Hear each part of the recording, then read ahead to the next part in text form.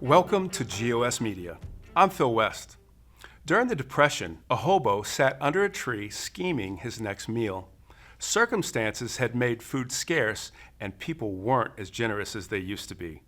The hobo saw a squirrel sitting at the end of a branch. Picking up a rock to load in his slingshot, a genius plan came to mind. He wrapped the rock in a handkerchief and put it in his pocket.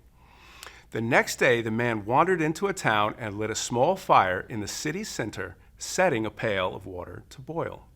He knew the circumstances were dangerous because the people in the town didn't take kindly to hobos.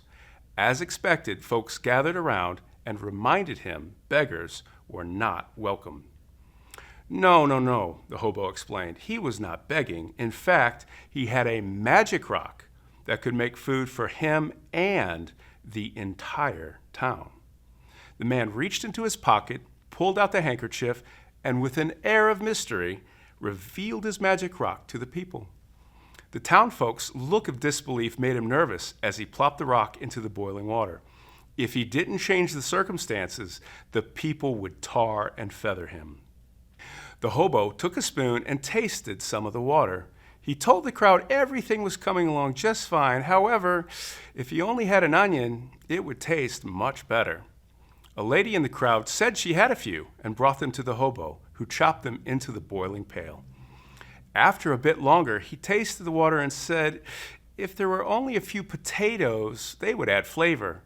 Another woman ran home, and soon her potatoes were added to the mix.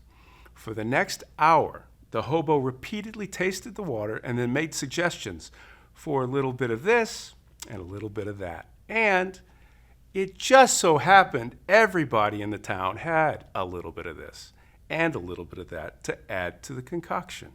There were even chunks of beef stewing in the brimming pail of veggies and spices. The savory aroma of a hearty stew hung over the town square, and the hobo announced his rock had finished its magic.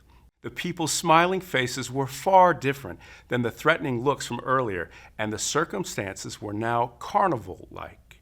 The town square was full of folks picnicking, and the talk of the town was the magic rock. And there, at the mayor's table, sat the hobo as a guest of honor. A few hours later, the hobo told the crowd it was time for him to move on. He began divvying up the leftovers between the townsfolk, being sure to include a portion or two for himself.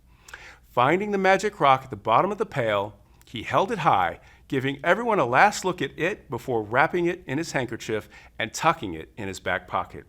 The townfolk told the hobo he was always welcome back as they waved goodbye and watched their hero and his magic rock head down the path towards another town. Our formerly starving hobo was certainly resourceful. More than that, he refused to let circumstances surrounding the Depression or people's attitude become barriers to his success. Today's grain of sugar may be an echo from a bygone era, yet it remains relevant for today. Do not let other people or circumstances dictate your outcomes. Is there a time when your ingenuity bypassed circumstances or others to accomplish your goal and you're comfortable with sharing? Tell us about it in the comments below. On behalf of GOS Media, thanks for stopping by. If you enjoy our videos, then please like, subscribe, and share with others. If you want to support our work, then become a Colony member by joining us on Patreon or pick up some merch from our website. Links are pinned below. Once again, thanks for tuning in to Grains of Sugar. I've been your host, Phil West.